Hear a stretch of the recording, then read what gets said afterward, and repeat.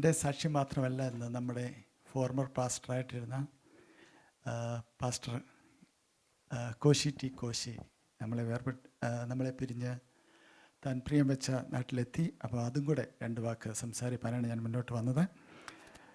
എല്ലാവർക്കും കർത്താവിൻ്റെ വേഗം വരുന്ന കർത്താവ് യേശുക്രിസ്തുവിലുള്ള സ്നേഹവന്ദനത്തെ അറിയിക്കുന്നു. വീണ്ടും ഒരു പ്രാവശ്യം കൂടെ നമുക്ക് ഒരുമിച്ച് ദൈവത്തിൻ്റെ സന്നിധിയിലായിരിക്കാൻ ദൈവടയാക്കിയതോർത്ത് ദൈവത്തിന് നന്ദി പറയുന്നു. കഴിഞ്ഞ ആഴ്ചയിൽ വളരെ ദുഃഖത്തിൻ്റെ ഒരു ആഴ്ചയായിരുന്നു. തേഴ്സ്ഡേ ആയിരുന്നു എൻ്റെ പിതാവിൻ്റെ 27th ഡെത്ത് ആനിവേഴ്സറി. അപ്പോൾ അതിൻ്റെ ഒരു വിഷമത്തിലുമൊക്കെ ആയിരുന്നു. അതിൻ്റെ പിറ്റേ ദിവസമാണ് പ്രിയപ്പെട്ട അങ്കിൾ കോശി ടി കോശി എന്നാണ് അദ്ദേഹത്തിൻ്റെ പേരെങ്കിൽ ഞങ്ങൾ അങ്കിൾ എന്നാണ് അദ്ദേഹത്തെ വിളിക്കുന്നത്. അദ്ദേഹത്തിൻ്റെ ഭവനത്തിലാണ് ന്യൂകാസിൽ ക്രിസ്ത്യൻ ഫെലോഷിപ്പ് എന്നുള്ള ചർച്ചിൻ്റെ ഫസ്റ്റ് പ്രെയർ അവിടെ വെച്ചായിരുന്നു നടന്നത്. അവിടെ തുടർമാനം കുറേ ആരാധനകളും ഒക്കെ നടന്നിട്ടുണ്ട് ആ ഭവനത്തിൽ വെച്ച്. ആ ഇരിക്കുന്ന റൂമിനെ ഗ്ലോറി റൂം എന്നായിരുന്നു ഞങ്ങൾ വിളിക്കുന്നത്. അങ്കിൾ അങ്ങനെയായിരുന്നു അതിന് പേരിട്ടിരിക്കുന്നത്. കാരണം അതിനകത്ത് അദ്ദേഹം ഏറ്റവും കൂടുതൽ സമയം ചെലവഴിക്കുന്നത് അവിടെ ഇരുന്ന് പ്രാർത്ഥിപ്പാനും അതുപോലെ ഒരുപാട് ബുക്കുകൾ അദ്ദേഹം എഴുതുവാനായിട്ട് ഇടയായിത്തീർന്നു. അദ്ദേഹത്തെ ഞാൻ പരിചയപ്പെടുന്ന 2006 അദ്ദേഹത്തെ വേറൊരു ചർച്ചിലെ മീറ്റിങ്ങിൽ വെച്ച് അദ്ദേഹത്തെ പരിചയപ്പെടുവാനും ഇങ്ങനൊരു ആശയം ഞങ്ങൾ തങ്ങളിൽ പങ്കുവെപ്പാനും ഒരു ഏഷ്യൻ കമ്മ്യൂണിറ്റിയിൽ നമുക്കൊരു ചർച്ച്, ഒരു ആരാധന സ്റ്റാർട്ട് ചെയ്യണം, അല്ലെങ്കിൽ ഒരു കൂട്ടായ്മ വേണമെന്ന് അദ്ദേഹത്തിൻ്റെയും ആഗ്രഹമായിരുന്നു. അങ്ങനെ ആണ് ചർച്ച് എന്നുള്ളൊരു സ്വപ്നത്തിലേക്ക് വന്നത്. ആ സമയത്ത് ഇവിടെ ബന്ധുക്കൂസുകാരായിട്ട് ആരും തന്നെ ഉണ്ടായിരുന്നില്ല. മലയാളികൾ തന്നെ വളരെ കുറച്ച് മാത്രമേ ന്യൂകാസിലിൽ ഉണ്ടായിരുന്നുള്ളൂ. അങ്ങനെ ഇരിക്കുമ്പോഴാണ് ഒരു മരുഭൂമിയിൽ ഒരു ചെറിയ ഒരു മരം പോലെ, ഒരു കുഞ്ഞ് ഒരു ചെടി പോലെയായിരുന്നു നമ്മുടെ തുടക്കം. എന്നാൽ അവിടെ നിന്ന് ഒരുപാട് കഷ്ടപ്പെട്ടെന്ന് 18 വർഷങ്ങളായി ഒരുപാട് താഴ്ചകളും ഉയർച്ചകളുമൊക്കെ ഇന്ന് അതിൻ്റെ യാത്രയിൽ ഉണ്ടായിട്ടുണ്ട്. ഇന്ന് ലോകത്തിൻ്റെ വിവിധ രാജ്യങ്ങളിൽ നമ്മുടെ ചർച്ചിൽ നിന്ന് പല ആൾക്കാർ, കാനഡയിൽ തന്നെ 3 ഫാമിലികൾ നമ്മുടെ ചർച്ചിൽ നിന്ന് പോയിട്ടുണ്ട്. അങ്ങനെ പോയവരെല്ലാം വളരെ അനുഗ്രഹിക്കപ്പെടുവാനിടയായി. ഞാൻ അതിലേക്ക് പോകുന്നില്ല. അങ്കിളിനെ കുറിച്ച് 2 വാക്ക് പറയുവാനായിട്ട് പോവുകയാണ്. അദ്ദേഹം കാണിച്ചു തന്ന അദ്ദേഹത്തിൻ്റെ പ്രസംഗം ഏറ്റവും കൂടുതൽ സ്നേഹത്തെക്കുറിച്ചായിരുന്നു. അദ്ദേഹം മരിച്ചത് 84ാമത്തെ വയസ്സിലാണ്. തന്നെ നേഴ്സിംഗ് കോളേജിലെ ലെക്ചറായിരുന്നു. 15ാമത്തെ വയസ്സിൽ അദ്ദേഹം UK കടന്നു വന്നു. അതിനുശേഷം തന്നെ ഇവിടെ വന്ന് പഠിച്ചു, ജോലി കിട്ടി. അതിനുശേഷം ഇവിടെ ദൈവത്തിനോട് ചേർന്ന് തന്നെ താൻ ജീവിച്ചു. അതിനുശേഷമാണ് എന്നെ കാണുന്നതും ഞങ്ങൾ പരിചയപ്പെടുന്നതും. അതിനുശേഷം പ്രിയപ്പെട്ട ജിബുവും ഫാമിലിയും അതിലേക്ക് കടന്നു വന്നു. അങ്ങനെ സ്റ്റെപ്പ് ബൈ സ്റ്റെപ്പായിട്ട് പല ഫാമിലീസ് കടന്നു വന്നു. പല സ്നാനം നടക്കുവാനായിട്ട് ഇടയായി തീർന്നു. അങ്ങനെ ഒരു അനുഗ്രഹിക്കപ്പെട്ട ചർച്ചായിട്ട് മുന്നോട്ട് കൊണ്ടുപോകാൻ കോശി പാസ്റ്റർ അല്ലെങ്കിൽ പ്രിയപ്പെട്ട അങ്കിളിന് സാധിച്ചു. അദ്ദേഹം സ്നേഹത്തെക്കുറിച്ച് പ്രസംഗിക്കുകയും അത് പ്രവൃത്തിയിലും തൻ്റെ ജീവിതത്തിൽ അതുപോലെ തന്നെ കരുതുകയും ചെയ്തു. ഞങ്ങൾ ഓരോരുത്തരും അദ്ദേഹം തൻ്റെ മക്കളായിട്ട് തന്നെ ഞങ്ങളെ കരുതി. കടന്നു വന്ന എല്ലാവരെയും തൻ്റെ ചെറുകൻ്റെ മറവിൽ അവിടുന്ന് ചേർത്ത് നിർത്തി ദൈവത്തിൻ്റെ സ്നേഹത്തെ അവിടുന്ന് കാണിച്ചു തന്നു. ഒരു വാക്യം അതിനോടനുബന്ധിച്ച് ഞാൻ വായിക്കാൻ ആഗ്രഹിക്കുന്നു. അപ്പോസ്തല പ്രവൃത്തി 20:24. എങ്കിലും ഞാൻ എൻ്റെ പ്രാണനെ വിലയേറിയതായി എണ്ണുന്നില്ല. എൻ്റെ ഓട്ടവും ദൈവകൃപയുടെ സുവിശേഷത്തിന് സാക്ഷ്യം പറയേണ്ടതിന് കർത്താവായ യേശു തന്ന ശുശ്രൂഷയും തികയ്ക്കണം എന്നേ ഉള്ളൂ. കർത്താവായ യേശു ക്രിസ്തു കൊടുത്ത ആ ശുശ്രൂഷ തികപ്പാൻ തൻ്റെ അന്ത്യം വരെ ഇടയായി. പല പ്രാവശ്യം അദ്ദേഹത്തെ രോഗത്തിലിരിക്കുമ്പോഴും വയ്യാതായപ്പോഴൊക്കെ പോയി കാണുവാനായിട്ട് ദൈവം ഇടയാക്കി. ആവശ്യമാകുന്ന കെയറുകൾ കൊടുക്കാനും ഈ വർഷം തന്നെ ഞാൻ 3 പ്രാവശ്യം അദ്ദേഹത്തെ കാണുവാനായിട്ട് ഇടയായി തീർന്നു. വളരെ ക്ഷീണത്തിലായിരുന്നു. അതുകൊണ്ടാണ് നമ്മുടെ ചർച്ചിലേക്കൊക്കെ ഞാൻ ഇൻവൈറ്റ് ചെയ്തു, പക്ഷേ കടന്നു വരാൻ കഴിഞ്ഞില്ല. അതുപോലെ ആൻറ്റിക്കും 80 വയസ്സുണ്ട്. പുള്ളിക്കാരത്തെയും ഞാൻ നമ്മുടെ ചർച്ചിലേക്ക് ഇൻവൈറ്റ് ചെയ്തു. എന്നാൽ വരും ദിവസങ്ങളിൽ ചിലപ്പോൾ ഒരു ദിവസം വരാനായിട്ട് പ്ലാൻ ചെയ്തു, പക്ഷേ അന്ന് പുള്ളിക്കാരത്തേക്ക് സുഖമില്ലായിരുന്നു. എന്നാൽ വരും ദിവസങ്ങളിൽ നമ്മൾ എക്സ്പെക്റ്റ് ചെയ്യുന്നു നമ്മുടെ ചർച്ചിൽ കടന്നു വരുമെന്ന്. ശാരീരികമായ ഉണ്ടായതുകൊണ്ടാണ് അവരെ വരാത്ത. എന്നാൽ കുടുംബമായിട്ട് അവർ ദൈവത്തിൻ്റെ സാക്ഷ്യം പൂർത്തീകരിക്കുന്നതിന് വേണ്ടി ചുമൽ കൊടുത്ത് പ്രാർത്ഥനയിലും ഭക്തിയിലും നിന്നു. അതിനായിട്ട് ദൈവത്തിന് നന്ദിയോടെ സ്തോത്രം. അങ്ങനെ അവരൊരു മോഡലായിട്ട് നമുക്ക് മുന്നിലുണ്ടായിരുന്നു. അത് വലിയ ഒരു എൻകറേജ്മെൻ്റ് ആയിരുന്നു. ഒരു ദൈവത്തിൻ്റെ വിശ്വാസത്തിൽ വളരുവാൻ നമ്മളെ ഒരുപാട് എൻകറേജ് ചെയ്ത പാസ്റ്റർക്കും കോശി പാസ്റ്ററെ കുറിച്ച് നന്നായിട്ട് അറിയാം.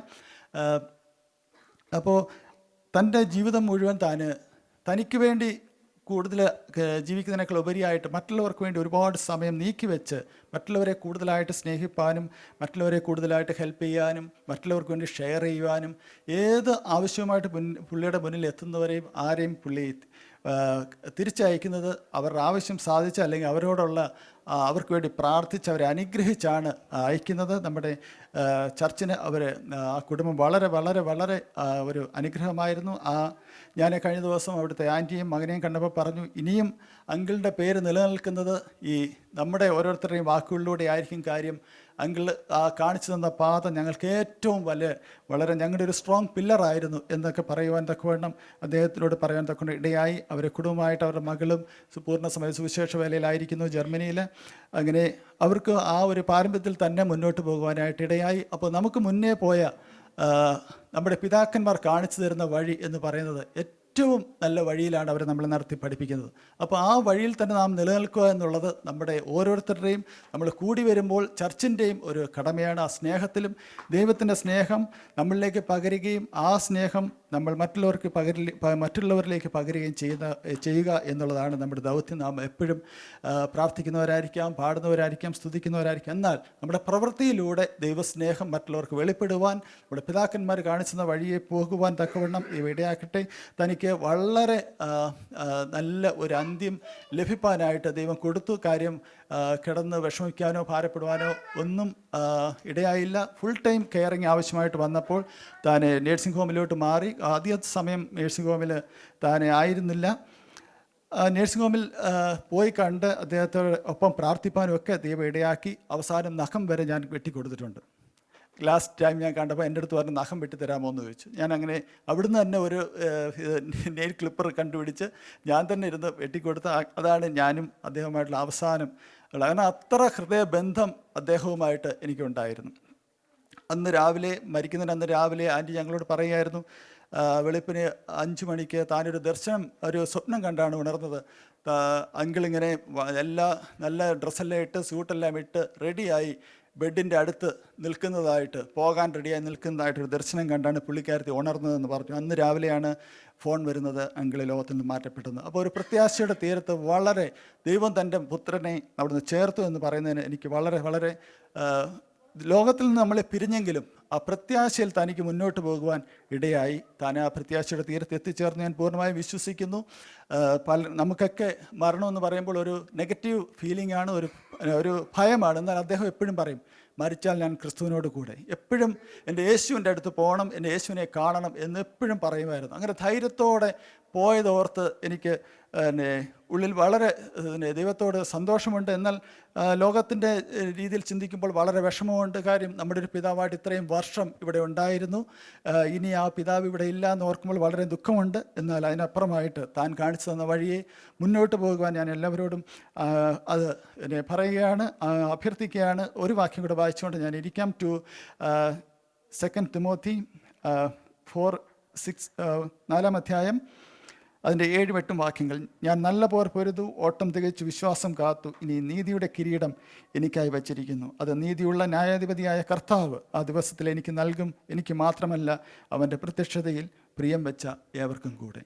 അപ്പോൾ നമ്മുടെ പിതാക്കന്മാരായവർ അവരൊക്കെ ദൈവത്തിൻ്റെ സന്നിധിയിൽ പ്രിയം വെച്ചു, ദൈവത്തിൻ്റെ സന്നിധിയിൽ എത്തിച്ചേർന്നു. അവർക്ക് മാത്രമല്ല അവിടെ എഴുതിയിരിക്കുന്നത്, അവൻ്റെ പ്രത്യക്ഷതയിൽ പ്രിയം വെച്ച ഏവർക്കും കൂടെ. അവൻ്റെ പ്രത്യക്ഷതയിൽ പ്രിയം വെച്ചിരിക്കുന്ന നമുക്ക് ഓരോരുത്തർക്കും ആ പ്രത്യാശയുടെ തീരത്ത് എത്തിച്ചേരുവാൻ ഇടയാകട്ടെ. ആ ക്രിസ്തുവിൻ്റെ സ്നേഹം നമ്മളിലൂടെ എല്ലാവരിലേക്കും പകരുവാൻ നമുക്ക് ഇടയാകട്ടെ. ഷെയറിങ് ഈസ് കെയറിങ് എന്ന് പറയുന്ന പോലെ നമ്മുടെ ജീവിതം മറ്റുള്ളവർക്ക് വേണ്ടി ഷെയർ ചെയ്യുന്നതായി, മറ്റുള്ളവരെ കെയർ ചെയ്യുന്നവരായി നമുക്ക് മുന്നോട്ട് പോകാം. സഭയായിട്ട് ഒരുമിച്ച് ദൈവത്തിൻ്റെ സ്നേഹം മറ്റുള്ളവരിലേക്ക് പകർന്നു കൊടുക്കാം. ഈ വാക്കുകളാൽ ദൈവത്തിൻ്റെ സന്നിധിയിൽ ഞാൻ ഇരിക്കുന്നു. ദൈവം നമ്മളെ ഓരോരുത്തരും അനുഗ്രഹിക്കുമാറാകട്ടെ.